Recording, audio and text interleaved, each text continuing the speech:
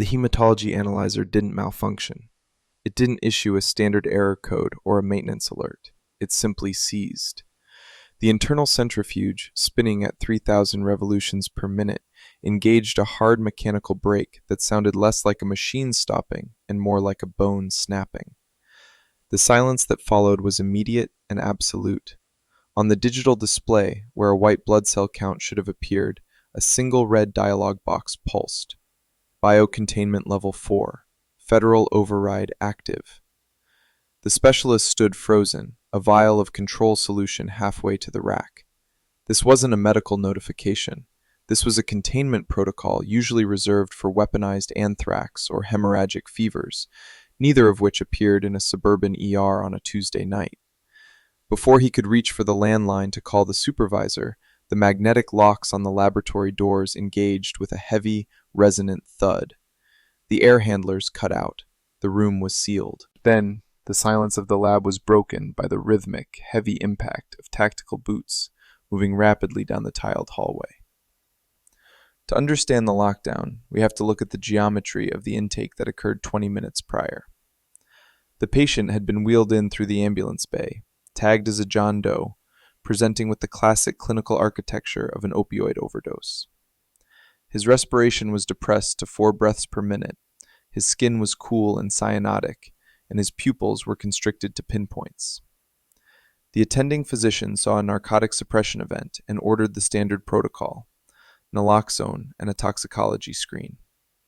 But the specialist, observing the intake from the phlebotomy station, noted a discrepancy in the forensic signature of the patient's body. The logic of a long-term user is written on the skin.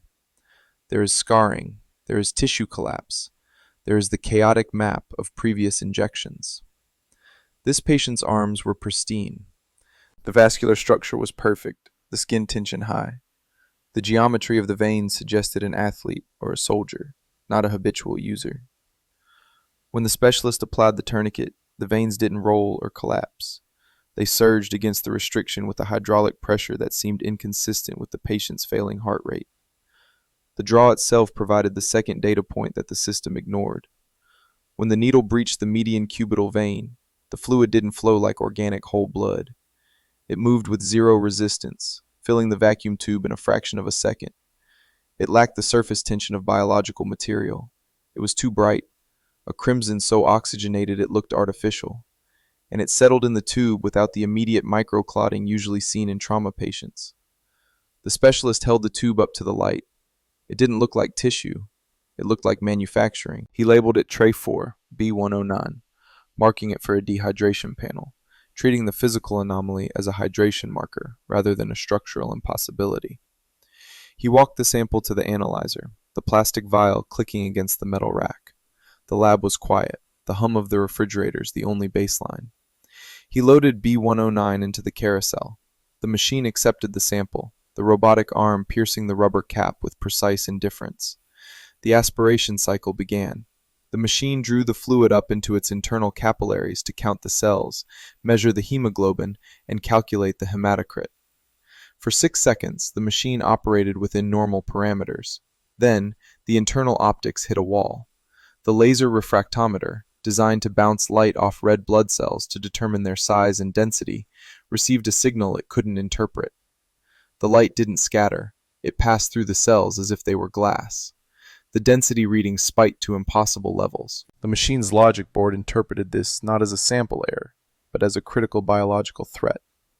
A substance so dense and uniform, it registered as a concentrated pathogen payload. That was the moment the centrifuge braked. The kinetic energy of the sudden stop vibrated through the floor. The specialist looked up from the monitor just as headlights swept across the ambulance bay windows. A black transport van, unmarked and armored, had backed up to the loading dock, bypassing the triage entrance entirely. The rear doors swung open. The team that emerged did not carry stretchers, cardiac monitors, or trauma kits. They carried sealed containment barrels and wore full-face respirators with no external skin exposed. Their movement was tactical, spaced for perimeter control rather than patient care. They weren't rushing to save a life. They were moving with the deliberate, heavy pace of a cleanup crew arriving at a toxic spill. The specialist realized then that the John Doe wasn't a patient. He was a leaking vessel, and the crew outside hadn't brought medical gear because they had no intention of treating him. They had arrived to extract the evidence before the hospital system could realize that the blood in tray 4 wasn't blood at all. The breach of the emergency department did not begin with violence. It began with administrative erasure. The Hazmat team did not kick down the doors. There was no shouting, no demands for compliance, no chaotic waving of weapons. Instead, the lead cleaner simply held a black induction key against the external RFID reader of the ambulance bay. The hospital's security system, designed to log every entry and exit down to the second, didn't just unlock the doors, it went dormant.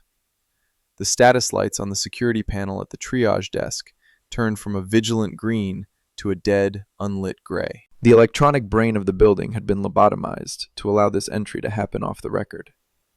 From the darkened vantage point of the hematology lab, the specialist observed the incursion through the tempered glass of the observation window. He kept the lights off, relying on the ambient glow of the inactive analyzers to outline the room. He watched the team move into the triage area. Their behavior was striking because it was entirely devoid of medical instinct. In a standard trauma response, movement flows toward the most critical patient. These men moved in a grid pattern. They were not triage nurses, they were auditors. They moved room to room, pulling back curtains not to check vital signs, but to scan wristbands against a digital manifest projected on their wrist-mounted displays. They were checking inventory.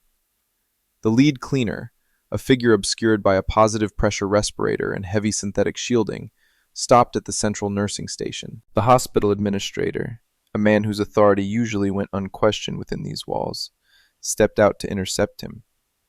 The specialist couldn't hear the conversation through the glass, but he could read the body language of institutional conflict. The administrator pointed to the no entry signage, gesturing to the sterile protocols and the privacy rights of the patients. He was fighting with the logic of a hospital. The cleaner responded with the logic of a containment site. He didn't argue. He didn't explain. He simply produced a document from a waterproof pouch on his chest rig and pressed it against the plexiglass divider. The administrator froze. He read the document, his posture collapsing from indignation to confusion, and finally to fear. The cleaner didn't wait for verbal confirmation. He signaled his team to advance past the station. The administrator stepped aside, effectively surrendering the sovereignty of the ER. The specialist needed to know what kind of paper could dissolve the legal boundaries of a trauma center in 10 seconds. He grabbed a pair of high-magnification binoculars from the shelf, usually used for reading lot numbers on distant chemical drums, and focused on the document still held in the cleaner's hand. The magnification brought the text into sharp relief. It was a federal biosafety warrant, a Title 50 order authorizing the seizure and sterilization of biological hazards. It bypassed local law enforcement, medical boards, and state laws. But then the specialist saw the anomaly. The date stamp on the warrant was wrong. It wasn't expired. It was post-dated. The authorization was signed for tomorrow. The systemic lie revealed itself in that single line of text. This wasn't a reaction to a sudden outbreak or an accidental spill that had occurred 20 minutes ago. This cleanup had been scheduled. The accident was a pre-planned event on a corporate calendar, and the team had arrived 12 hours early. Or perhaps the patient had escaped 12 hours too soon. The timeline didn't match the physics of the emergency. This proved that the John Doe wasn't a patient who had fallen sick. He was a product that had been lost. The realization hit the specialist with the cold precision of a diagnosis. If they were here to sterilize a hazard that hadn't officially happened yet, they couldn't leave any witnesses to the timeline discrepancy. The blood sample in tray 4, sample B109, was the only physical proof that the event had occurred tonight, not tomorrow. It was the forensic anchor that could sink their entire narrative. He had seconds before the grid search reached the lab. The specialist turned to the rack. He didn't try to smuggle the vial out. There was no way to pass the perimeter. Instead, he opened the reagent cooling unit. A dedicated refrigerator kept at exactly 4 degrees Celsius for volatile chemical catalysts. He took sample B109, stripped the digital RFID tag that identified it as John Doe, and replaced it with a generic, handwritten label that read Calibrator X. He shoved the vial deep into the back of the rack, behind rows of identical industrial solvents. Then, he took a control sample, a vial of saline and red dye used to test the machine's optics, and slapped the John Doe RFID tag onto it. He placed the decoy in the center of the intake counter, right where a lazy auditor would expect to find it. He had just closed the refrigerator door when the heavy, rhythmic thud of boots stopped directly outside the lab. The magnetic lock on the door hissed, the sound of a system being overridden by a higher authority. The handle turned. The specialist stood his ground, his back to the cooling unit, waiting for the door to open and the lie to enter the room. To understand the magnitude of the lie entering the room, the specialist had to consult the only witness that couldn't be subpoenaed or networked: the dark corner. This was a workstation tucked behind the main centrifuge banks, housing an older, analog mass spectrometer kept strictly for manual calibration. It was the only device in the laboratory that was air-gapped, physically disconnected from the hospital's intranet, and, by extension, invisible to the federal override that had just blinded the rest of the building. While the administrator was stalling the cleaners at the nursing station, the specialist had retreated here, carrying a single glass slide smeared with a drop of the fluid from tray 4. He slid the sample under the optical microscope, bypassing the digital sensors that had triggered the alarm. He adjusted the focus, dialing in the magnification to 1,000 times. In a standard blood smear, the view is a chaotic landscape of organic inconsistency. Red blood cells stack like disordered plates. White blood cells appear as large, irregular clouds, and platelets scatter like dust. It is a biology of survival, messy and adaptive. What the specialist saw through the lens wasn't biology. It was architecture. The fluid didn't clot. It didn't clump.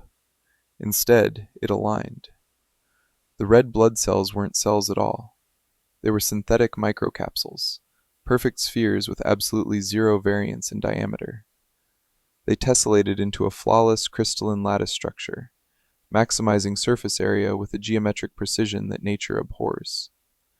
This was the forensic signature of a manufactured product. The specialist recognized the engineering immediately.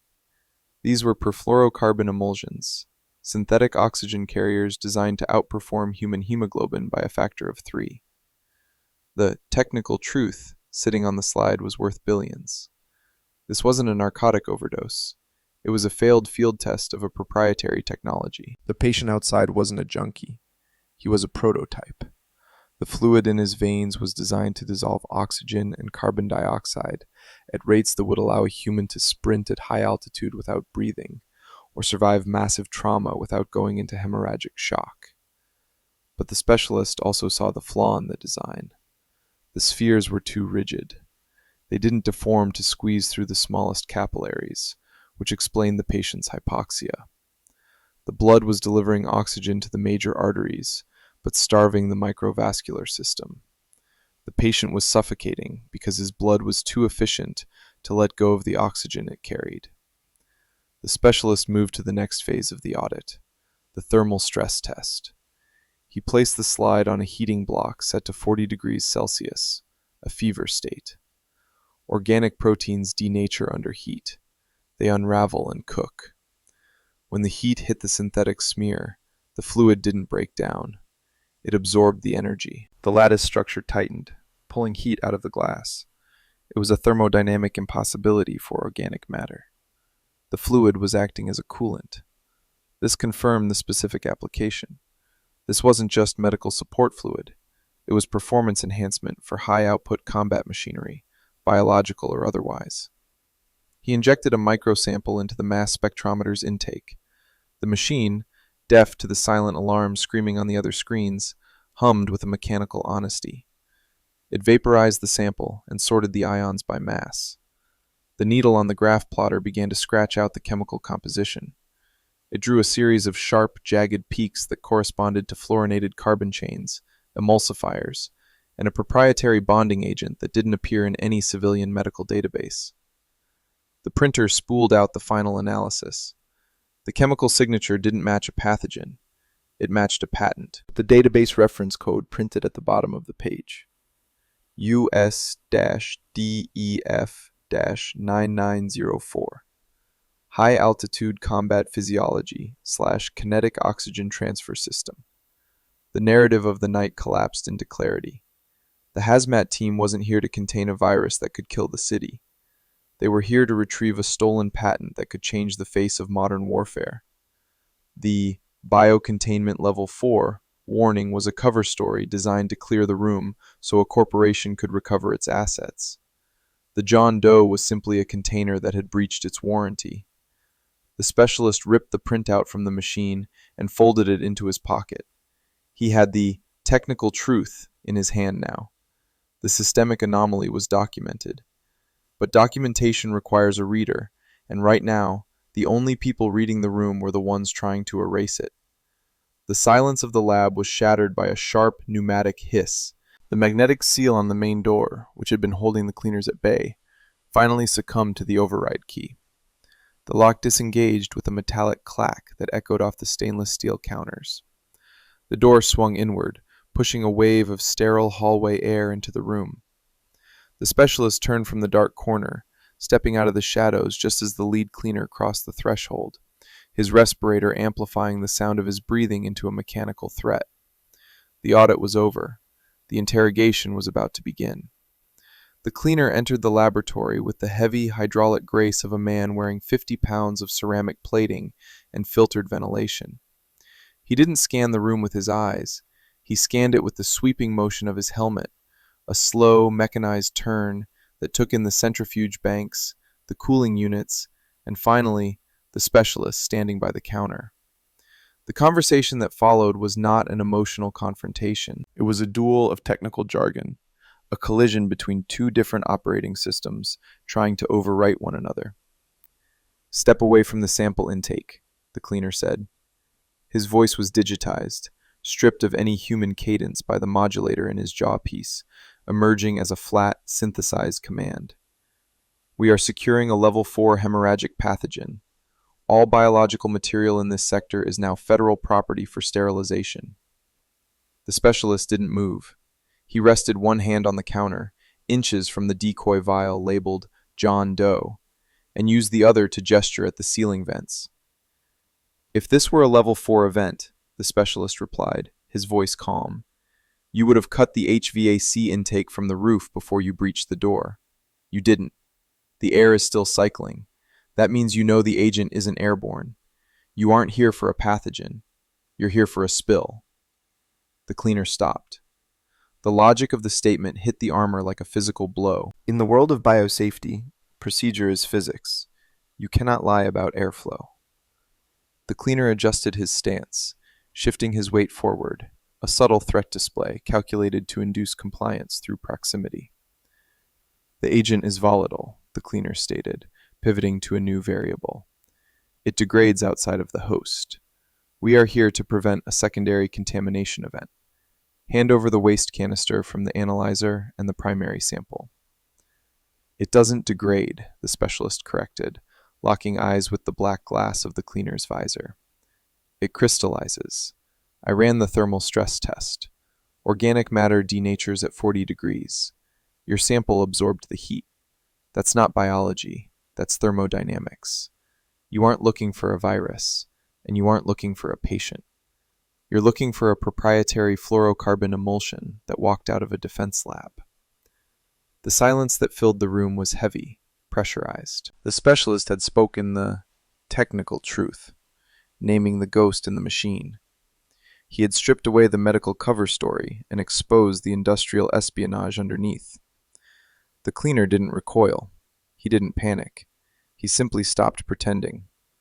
The posture of the public servant evaporated, replaced by the rigid, efficient stance of a private contractor protecting a bottom line. "You are discussing classified material," the cleaner said, the pretense of medical safety vanishing from his syntax.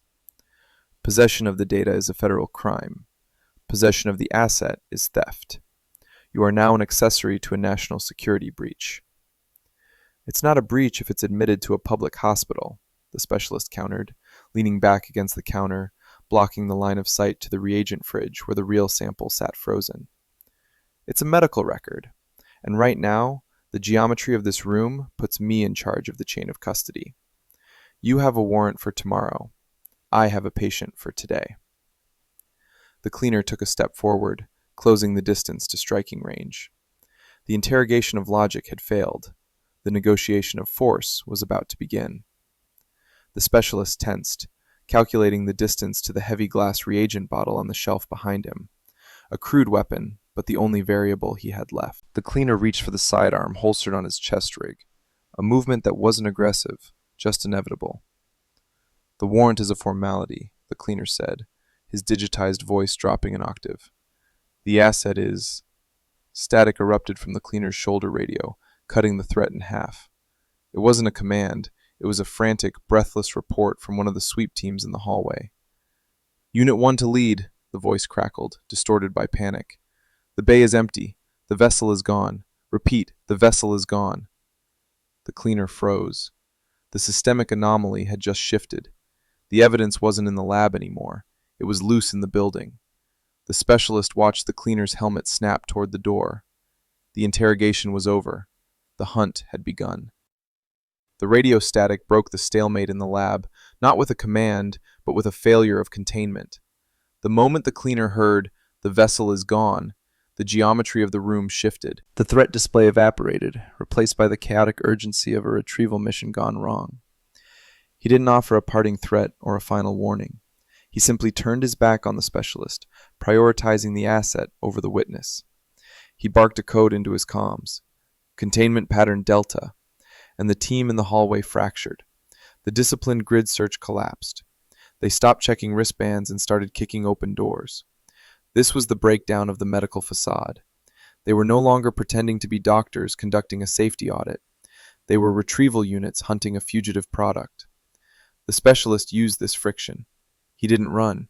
Running attracts the eye of a predator trained to spot movement.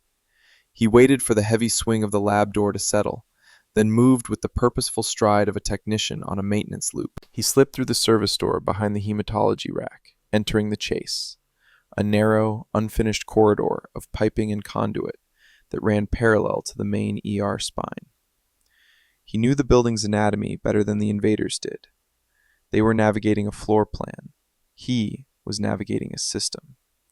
He had to predict the vector of the patient.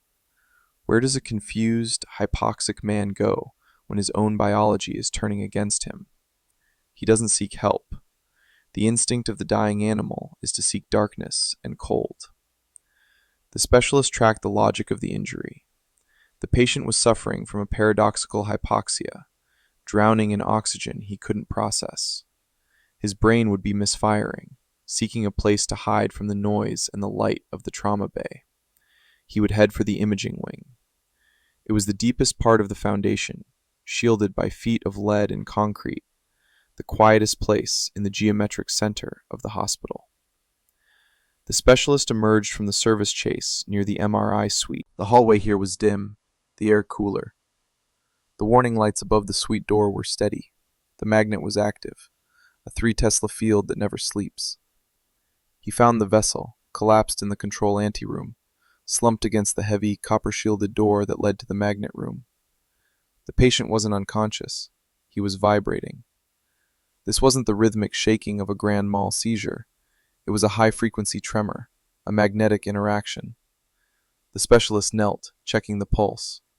It was thready, but the skin was humming. The synthetic blood, loaded with iron-rich fluorocarbon structures, was reacting to the fringe field of the magnet behind the door. The blood was trying to align with the north pole of the MRI. The patient was being pulled apart from the inside by his own circulation. The specialist pulled his penlight, forcing the patient's eyelid open. The pupils weren't pinned anymore. They were blown wide, unresponsive to the light. He looked at the nail beds. They weren't blue. They were a bright cherry red. This wasn't an overdose. It was hyperoxic acute lung injury. The synthetic blood was too efficient. It was flooding the tissues with so much oxygen it was becoming corrosive, burning the cellular walls. The patient was rusting from the inside out. The man gasped, a wet, rattling sound, his eyes finding the specialist's face. He didn't ask for help. He grabbed the specialist's wrist with a grip that was terrifyingly strong, another side effect of the metabolic overdrive. It didn't stabilize, the man wheezed, the words bubbling up through the fluid in his lungs. The specialist saw the ID badge clipped to the man's belt, hidden under the untucked shirt. It wasn't a hospital band. It was a corporate key card. Aegis Dynamics, Lab Tech Level 3. You didn't find it, the specialist stated, the pieces locking into place with the click of a bolt. You injected it. The man nodded, a jerky, spasmodic motion. Only way to get it out. Smuggling. But the lattice, it's too rigid. It's shredding me. This changed the entire calculation. The John Doe wasn't a random victim of a leak. He was the thief. He had turned his own vascular system into a smuggling compartment for $1 billion prototype. The Hazmat team wasn't cleaning up a spill. They were repossessing a stolen vehicle. The systemic anomaly was confirmed. The patient was the evidence, a walking patent dispute that the corporation intended to incinerate to hide the flaw in their design. From the hallway, the sound of boots on linoleum grew louder. The rhythm was fast, aggressive. The cleaners were sweeping room by room, closing the net. The specialist looked at the heavy door of the MRI room. The sign read, "Warning, powerful magnet, no ferrous objects." He looked at the patient, whose blood was currently magnetic. "We can't stay here," the specialist said, his voice devoid of false comfort. "But we can use the physics." The specialist dragged the weight of the corporate lie across the threshold of the MRI control room. The patient, the vessel, was heavy, his body rigid with the tremors of a nervous system drowning in hyper-efficiency. The specialist wasn't trying to perform a rescue anymore. He was performing a salvage operation. He wasn't saving a life. He was saving the data that explained the death. He pulled the man clear of the door frame and slammed the heavy RF-shielded door shut. The latch engaged with the solid, bank vault thud of industrial security. He threw the deadbolt. They were now sealed inside a copper-lined cage, separated from the hospital by 2 inches of steel and lead, and separated from the rest of the world by the invisible, crushing gravity of the 3 Tesla magnet humming in the adjacent chamber. The Hazmat team arrived at the observation window 3 seconds later. They didn't breach. They couldn't. This was the thermodynamics of leverage. The men outside were clad in tactical gear, laden with carabiners, oxygen tanks, and steel-reinforced boots. To enter the magnetic field while the machine was active would be suicide. The magnet would rip the tanks off their backs and the weapons from their holsters, turning their own equipment into shrapnel. To enter, they would have to strip down.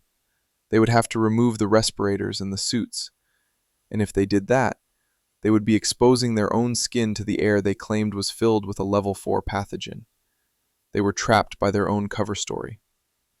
The specialist stood behind the console, the patient gasping on the floor at his feet. He looked through the leaded glass at the lead cleaner. The cleaner stared back, his weapon lowered, realizing that the geometry of the battlefield had just inverted. The specialist didn't speak to the man. He spoke to the building. He reached over the console and punched the all-call override on the intercom system. The feedback whine cut through the emergency department, overriding the silence of the lockdown. "Attention all stations," the specialist said, his voice amplified, echoing in the triage bays, the waiting rooms, and the hallways where the sweep teams were hunting. "The patient in imaging is not a viral carrier. The blood sample B109 is a synthetic fluorocarbon emulsion, patent number USDEF9904. It is a non-biological oxygen carrier. Repeat, there is no pathogen. There is only a corporate prototype." He read the chemical composition from the mass spectrometer printout, reciting the long, complex chains of carbon and fluorine like a priest reading a liturgy. He ensured every nurse, every hiding doctor, and every frightened orderly heard the specific molecular weight of the lie. Outside the glass, the cleaner moved. He didn't signal for a breach. He signaled to a subordinate, drawing a finger across his throat, the universal sign that cut the power. If they killed the electricity, the intercom would die, and the magnet would spin down. The specialist saw the move. He placed his hand on the large, red emergency plunger on the wall labeled Quench. "If you cut the power," the specialist said, his voice calm, speaking directly to the cleaner through the glass, "I will quench the magnet manually." The cleaner hesitated. He knew what that meant. "This machine holds 1,500 liters of liquid helium," the specialist explained, the physics of the threat hanging in the air.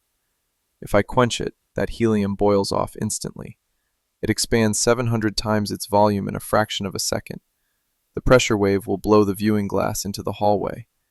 And the patient?" He looked down at the man on the floor. "His blood is saturated with pressurized oxygen. When the supercooled helium hits that volatile mixture, this room doesn't just freeze, it detonates.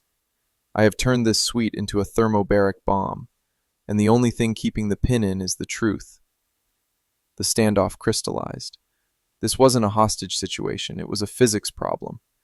The cleaner looked at the quench button, then at his team, calculating the blast radius. The institutional logic of risk management crashed against the mission parameters. He couldn't shoot. He couldn't breach. He couldn't cut the power. The specialist had used the laws of thermodynamics to create a stalemate that no warrant could override. The cleaner lowered his hand. The power stayed on. The truth stayed loud. "We negotiate." The cleaner's voice came through the console speaker, tinny and small, stripped of its synthetic authority. "No," the specialist replied, turning his back on the threat to face the computer terminal. "We upload." The leverage held. The thermodynamics were absolute. The room was a bomb, and the specialist was the only one who knew the code was written in helium and blood. While the cleaner stood frozen by the thermodynamics of the quench button, the specialist turned his back on the glass. The negotiation was a delay tactic, a way to buy bandwidth, not safety. He wasn't waiting for them to leave. He was waiting for the handshake protocol of the hospital's external network. He pulled the portable drive from the mass spectrometer, the one containing the spectral analysis of sample B109 and the patent match, and slotted it into the maintenance port of the MRI console. The console wasn't just a controller for the magnet. It was a high-speed node in the state's medical infrastructure. Every Level 1 trauma center is hardwired with a dedicated fiber optic line for teleradiology, designed to send massive, terabyte-sized imaging files to neurosurgeons and state auditors in real time. It was a pipeline built for speed and redundancy, and crucially, it bypassed the hospital's local server architecture that the Hazmat team had compromised. The specialist keyed in the destination. He didn't send the file to the police. Local dispatch was likely already intercepted. He routed the packet to the state medical examiner's immediate review server, a destination that automatically flagged a case file as a suspicious death in state custody. It was a digital tripwire. Once the file landed there, it generated an immutable audit trail that no corporate warrant could expunge. The upload bar appeared on the center monitor, transferring 12%. Outside the glass, the lead cleaner saw the screen. The shift in his posture was instantaneous. He realized the geometry of the threat had changed. The specialist wasn't threatening to blow up the room anymore. He was threatening to blow up the cover story. The cleaner tapped his helmet, barking a command that the specialist couldn't hear but understood perfectly. Electronic warfare. The Hazmat team raised small, handheld emitters, local spectrum jammers designed to kill cellular and Wi-Fi signals within a 50-foot radius. It was standard containment procedure to prevent live streaming or distress calls. But they had forgotten the physics of the room they were besieging. The MRI suite is a Faraday cage, lined with continuous sheets of copper to keep outside radio frequency noise from ruining the scans. The cage that kept the world out was now keeping the signal in. The fiber optic line was light, not radio. The jammers were useless against the hard line. Transferring 45%. The cleaner checked his wrist display. He saw the signal leaking. He looked at the quench button, then at the upload bar, and made the calculation. The explosion was a probability. The data leak was a certainty. He chose the risk of death over the guarantee of exposure. He signaled to the heavy weapons operator.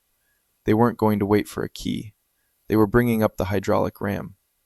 The specialist heard the heavy metal clank of the ram being set against the doorframe. The sanctity of the medical space was about to be violated by 10 tons of pneumatic pressure. He looked down at the vessel. The patient was fading. The tremors were becoming violent convulsions as the synthetic blood continued to align with the magnet. The man was dying because his own biology was too perfect, too engineered. The specialist had one variable left to play. He opened the crash cart kept in the control room. He didn't grab adrenaline. He grabbed a box of protamine sulfate, a potent coagulant reversal agent, usually used to neutralize blood thinners after surgery. But here, he was using it as a saboteur. He needed to ruin the perfect engineering of the synthetic blood. He needed to introduce chaos into the lattice. He injected the solution directly into the patient's IV port. "This is going to hurt," he whispered, not as a comfort, but as a technical warning. "I'm breaking the machine."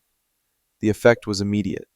The patient arched his back, a guttural sound tearing from his throat as the chemical warfare raged inside his veins. The protamine attacked the fluorocarbon emulsion, forcing the perfectly spherical capsules to bind and clump.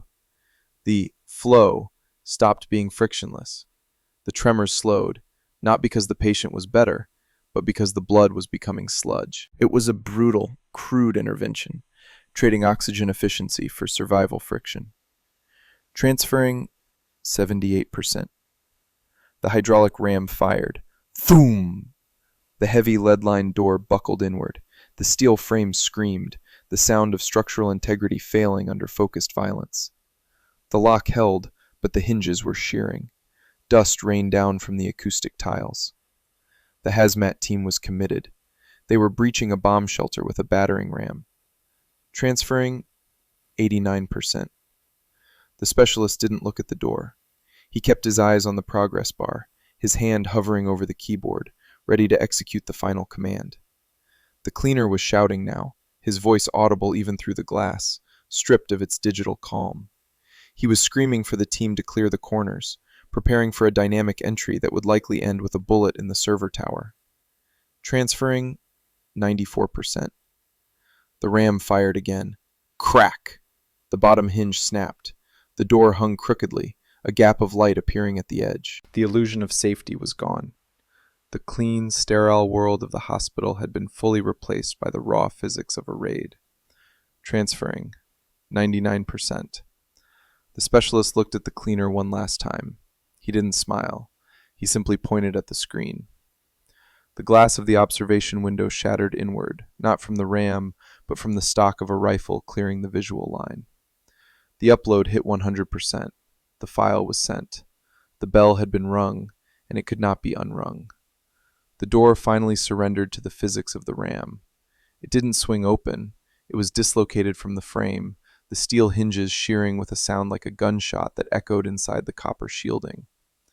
The hazmat team flooded the room, displacing the sterile air with the mass of armored bodies and the smell of ozone and sweat.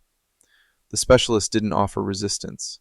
He understood the kinetics of the situation. He raised his hands, stepping away from the console, and was immediately swept to the floor by the lead entry operator. The takedown was efficient, devoid of anger. A knee pressed into his spine, pinning him to the linoleum, while a zip tie cinched his wrists. It was a standard neutralization protocol, performed with the muscle memory of a machine. The specialist pressed his cheek against the cold floor, his angle of view restricted to the boots of the operators and the base of the console. He watched the lead cleaner step over him. The cleaner didn't look at the patient, who was now seizing rhythmically on the floor as the coagulant turned his blood into a sludge that the magnet couldn't pull. The cleaner looked only at the screen. The monitor displayed the result of the specialist's final keystroke. It wasn't just a progress bar anymore. It was a receipt. The screen flashed a stark, green confirmation box from the state medical examiner's automated intake system. Case file opened. Suspicious death/toxicology flagged. Jurisdiction: state. The cleaner stared at the text. The digital tripwire had snapped. The systemic correction had begun. The hospital's internal network might have been compromised, but the state's hardline was a separate organism, immune to the local jammer. The data was now replicated on a server 40 miles away, backed up in 3 different locations. The technical truth had escaped the room. Then, the acoustic landscape of the night shifted. Through the shattered observation window, past the ruined doorframe, a new sound began to penetrate the lead-lined walls of the imaging wing. It started as a low drone and escalated quickly into a piercing, oscillating wail. It wasn't the polite, rhythmic whoop of a private ambulance. It was the aggressive, chaotic scream of multiple state police interceptors and a legitimate Hazmat response unit. The Doppler effect compressed the sound as the vehicles converged on the ambulance bay. The cleaner tilted his head, listening to the variables changing outside. The corporate timeline had just collided with public reality. The containment mission was officially a failure. The objective parameters instantly shifted from retrieval and sterilization to evasion and damage control. He tapped his helmet, issuing a command that was felt rather than heard. "Abort perimeter, execute extraction. We are leaving." The team moved with a fluidity that was almost beautiful in its amorality. 2 operators grabbed the vessel. They didn't put him on a stretcher. They lifted him by his tactical harness, dragging him like a sack of wet cement. The patient groaned, a sound of wet gears grinding, as the thickened synthetic blood struggled to circulate. They weren't saving him. They were removing the serial number. They were taking the prototype back to the factory to be scrapped. The cleaner paused at the door. He looked down at the specialist, who was still pinned to the floor. For a second, the 2 men shared a look of professional recognition. The cleaner knew he had lost the data war, but he had won the physical extraction. He reached down to the console and ripped the hard drive out of the maintenance port, crushing the plastic casing in his gloved hand. It was a symbolic gesture. The data was already gone. "Clear," the cleaner said. The weight on the specialist's spine vanished. The boots retreated. The room emptied as quickly as it had filled, the team flowing backward out of the breach like a tide receding. They moved toward the loading dock, abandoning the pretense of medical authority for the speed of a criminal exit.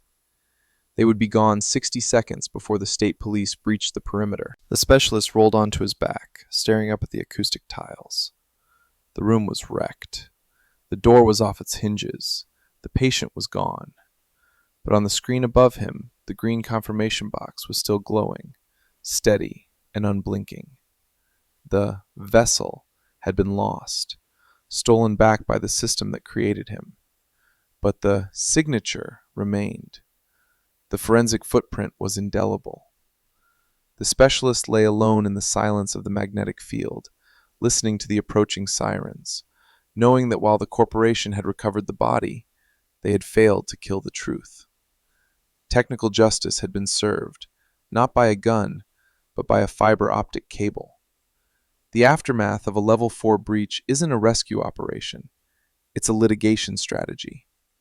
By the time the state police secured the perimeter, the cleaners were ghosts, dissolved into the traffic of the city. In their wake came a second wave of invasion, quieter, but far more destructive. The legal containment team. They didn't wear hazmat suits. They wore tailored wool and carried injunctions. The specialist sat on a gurney in the hallway, watching the new architecture of the lie being built. The state medical examiner arrived, looking for a body that wasn't there. The corporate lawyers met him at the door, not with resistance, but with aggressive cooperation.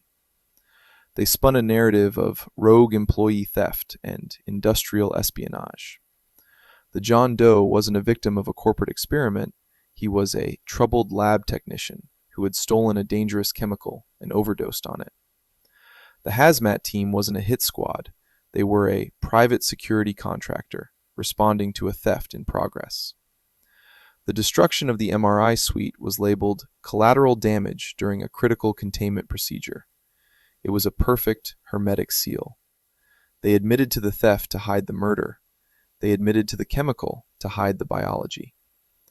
The specialist watched the official story solidify like wet concrete. The hospital administration, terrified of liability, nodded along. They were relieved to be painted as victims rather than accomplices. The police took statements, but without a body, without a weapon, and without the vessel, there was no crime scene, only a property dispute. The green box on the state server was the only dissonance, a digital record that refused to align with the verbal testimony. The lawyers couldn't delete it, so they buried it in context, burying the anomaly under mountains of procedural paperwork. When the suits finally retreated to their black SUVs, leaving the hospital to the janitorial crews, the specialist made his move. He didn't go home. He went back to the hematology lab. The magnetic lock on the door was broken, the mechanism fused by the override. The air inside was still cold, still cycling. The room smelled of bleach and ozone, the scent of a scene that had been scrubbed down to the studs. He walked to the reagent cooling unit. The cleaners had stripped the lab of digital records. They had taken the hard drives, the logbooks, and the waste canisters. They had been thorough in their digital extraction, but they had missed the manual redundancy. They had missed the calibrator X. He opened the fridge. There, pushed behind a row of industrial solvents, sat the vial. Sample B109. The technical truth. It was still liquid, still bright crimson, the synthetic lattice holding its structure even in the cold. The cleaners had taken the patient, but they had left the blueprint. The specialist didn't hand it over to the police. The chain of custody was broken.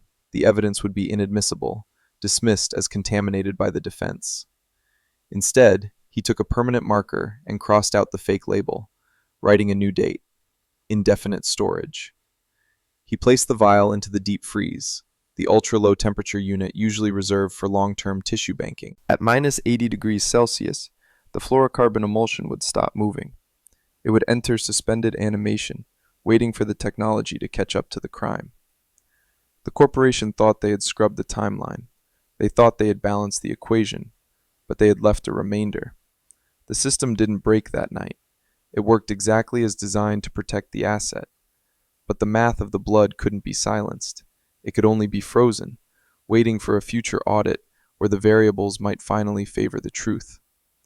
The specialist walked out into the dawn, the hospital humming with the rhythm of a new shift that knew nothing of the night's physics. The sun hit the glass, erasing the shadows of the breach. But in the deep freeze, the readout held steady at minus 80 degrees, preserving the lie and the truth in cold storage.